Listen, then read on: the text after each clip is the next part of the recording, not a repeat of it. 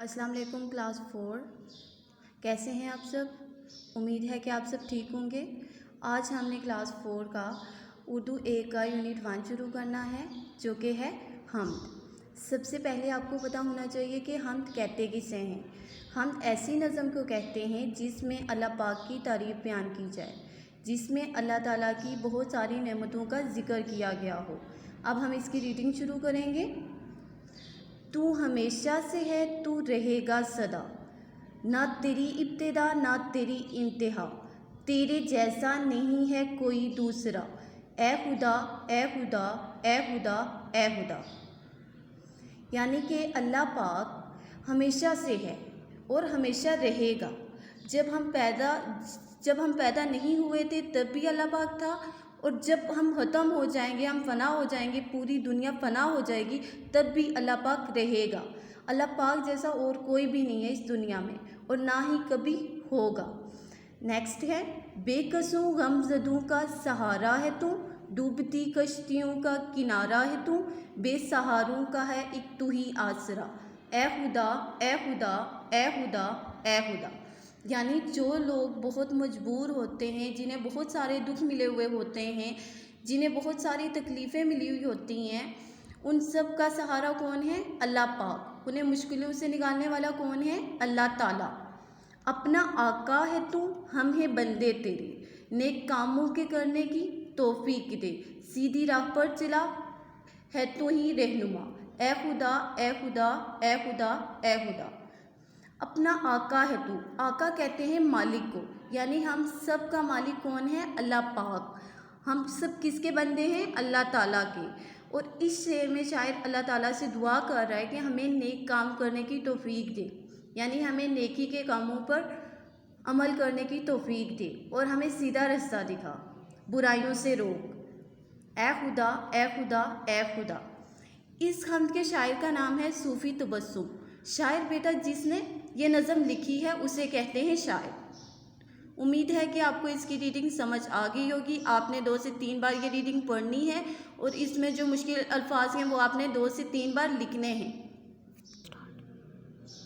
अब बच्चे, जो आपको वर्कशीट मिली है उससे आपने ये काम करना है।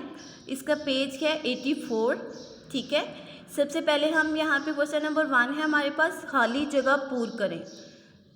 नंबर 1 पे है, तू डैश से है तू रहेगा सदा, तू हमेशा से है तू रहेगा सदा। नंबर 2 पे है, ना तेरी डैश है ना तेरी इंतहा, ना तेरी इब्तिदा है ना तेरी इंतहा, तेरे जैसा नहीं है कोई डैश, तेरे जैसा नहीं है कोई दूसरा, बेडैश का है एक तू ही आसरा, बेसहारों का है एक तू ही आसरा। अब क्वेश्चन नंबर 2 पे आ जाए। क्वेश्चन नंबर 2 पे आपके पास ऑप्शन दिए हुए, तीनों में से किसी एक को आपने टिक करना है। बेकसूं गमज़दों का सहारा है तू, किनारा है तू, प्यारा है तू। क्या आएगा? सहारा है तू। नेक कामों के करने की राह दिखा दे, तौफीक दे, अकल दे, तौफीक दे, सीधी राह पर चला तू ही है रहनुमा, फर्जन कायद रहनुमा, डूबती कश्तियों का नज़ारा है तू, किनारा है तू, इशारा है तू, किनारा है तू। अब हमने इसके करने हैं अल्फाज मायने, ठीक है। सबसे फर्स्ट पे है आपके पास इंतहा। इंतहा का मतलब होता है आखिरी हद। तो तौफीक खुदा की मेहरबानी, गमज़दा गम के मारे हुए, यानी जिन्हें बहुत सारा दुख मिला हुआ हो, बेकस जिसका कोई सहारा ना हो, आसरा सहारा, आका मालिक। अब हमने इसके करने हैं क्वेश्चन नंबर। सबसे फर्स्ट पे है क्वेश्चन हमारे पास, बेकसूं गमज़दों का सहारा कौन है? हमने पढ़ा था ना, बेकसूं गमज़दों का सहारा अल्लाह ताला है। डूबती कश्तियों का किनारा है तू, से क्या मुराद है? इससे मुराद है कि हर तकलीफ़ से बाहर निकालने वाला सिर्फ अल्लाह है, यानी हमें जो भी तकलीफ़ मिलती है उससे सिर्फ हमें अल्लाह ताला ही बाहर निकाल सकता है। सीधी राह कौन सी है? सीधी राह नेकी की है। अब हमने नेक्स्ट क्वेश्चन नंबर 3 है, इसमें हमने क्या करने हैं? सेंटेंस बनाने हैं। सबसे फर्स्ट पे है हमारे पास सदा। सदा का मतलब होता है हमेशा। सदा अच्छे काम करो, यानी हमेशा अच्छे काम करो। इंतहा, अली ने शरारत की इंतहा कर दी। किनारा, लहर के किनारे बहुत से फूल हैं। तौफीक, अल्लाह हमें नेक काम करने की तौफीक दे। आसरा, हमें सिर्फ अल्लाह का आसरा है, यानी हमें सिर्फ अल्लाह ताला का सहारा है। अब आपने क्या करना है, क्वेश्चन नंबर 4 है, ये आपने गौर से देखना है। इसमें आपने इराब लगाने हैं। इराब होता क्या है, सबसे पहले आपको इस बात का पता होना चाहिए।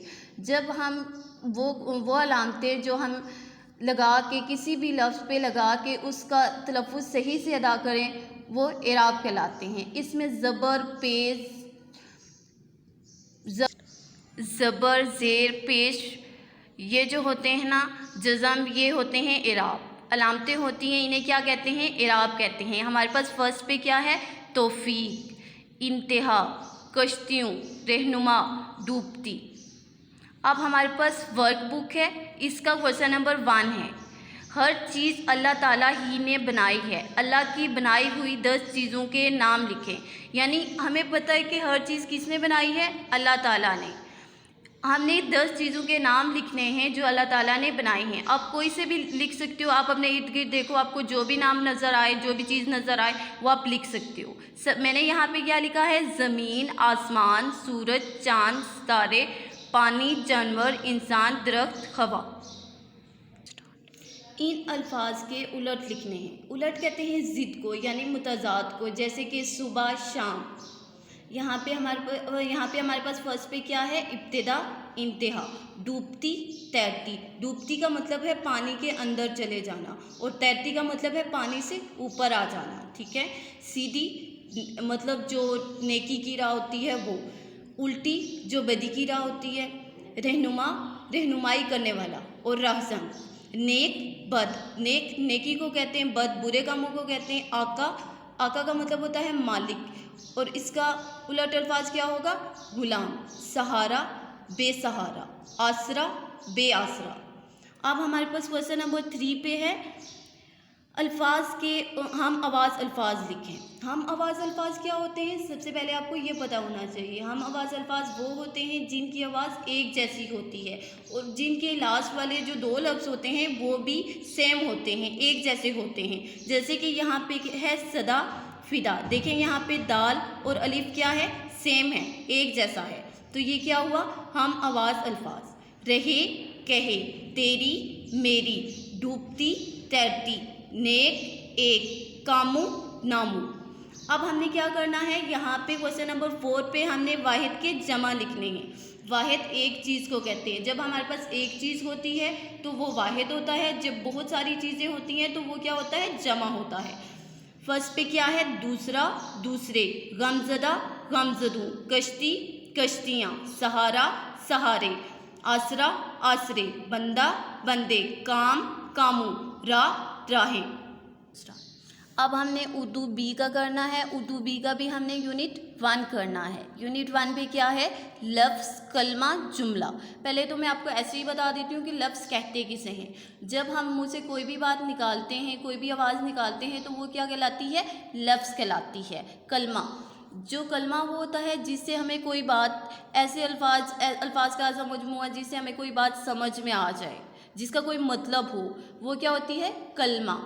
और कुछ लफ्ज़ ऐसे भी होते हैं जो हम वैसे भी बोलते हैं, जिनका कोई मतलब नहीं होता, जो बेमकसद होते हैं, उन्हें क्या कहते हैं, मुहमिल कहते हैं। अब देखिए हमारे पास फर्स्ट पे क्या है, लफ्ज़ क्या है, यानी कि लफ्ज़ किसे कहते हैं। इंसान के मुंह से निकली हुई आवाज़ को लफ्ज़ कहते हैं। यानी कि इंसान अपने मुंह से जो भी बोलता है, जो भी आवाज़ निकालता है, वो क्या कहलाती है, लफ्ज़। जैसे कि खाना। कलमा किसे कहते हैं, जिन अल्फाज के कुछ मायने हों इन्हें कलमा कहते हैं, यानी जिसका कोई मकसद हो उसे क्या कहते हैं, कलमा कहते हैं। लफ्ज़ की जमा क्या होती है, लफ्ज़ की जमा अल्फाज है। नेक्स्ट पे आपके पास क्या है, कलमा की जमा क्या है, कलमा की जमा कलमात है। 3 कलमात लिखें, काम, गप, खाना। 3 मुहमिल अल्फाज लिखें, यानी 3 ऐसे अल्फाज अपने लिखने हैं जिनका कोई भी मतलब नहीं है। जैसे कि वाम, शप, वाना, काम, वाम। देखें काम का तो मतलब है, लेकिन वाम का कोई मतलब नहीं है। इसी तरह गप शप, गप का तो मतलब समझ में आता है, लेकिन शब का कोई भी मतलब नहीं होता। ऐसे ही खाना वाना, खाना तो जब हम कहते हैं खाना तो हमें लगता है कि हमने कुछ खाना है, लेकिन वाना का तो कोई भी मतलब नहीं है, ठीक है। नेक्स्ट क्वेश्चन है आपके पास, जुमला क्या होता है? 5 जुमले लिखें। अल्फाज का ऐसा मजमूआ जिसका मतलब समझ में आ जाए जुमला कहलाता है। यानी कि ऐसा अल्फाज का ऐसा मजमूआ जिससे हमें कोई भी बात पूरी अच्छे तरीके से समझ में आ जाए, वो क्या कहलाता है? जुमला। जैसे कि आज मैं स्कूल नहीं गया, मैं खाना खा रहा हूँ, जल्दी जल्दी काम करो, आसमान पर तारे चमक रहे हैं, अच्छे बच्चे रोज़ाना स्कूल जाते हैं। अब यहाँ पे हमने 4 सेंटेंस देखेंगे, इन चारों में ना हमें बात समझ आ रही है, तो ये क्या हुए? जुमला। अब मैं आपको वर्कशीट का पेज नंबर 84 दिखा रही हूँ, जो कि हमारा फर्स्ट पेज था, ठीक है। ये आप गौर से देख लें, इसे नोट कर लें, ये आपने बहुत अच्छे से लिखना है और याद भी करना है। ये वर्कशीट का पेज नंबर है 85 और ये है उर्दू बी का यूनिट 1 का पेज नंबर है 102। ये आपने अच्छे से लिखना है, इसे याद भी करना है और मंडे को आपने स्कूल में आके चेक भी करवाना है। उम्मीद है कि आज का लेक्चर आपको समझ आ गया होगा। ओके, अल्लाह हाफिज़।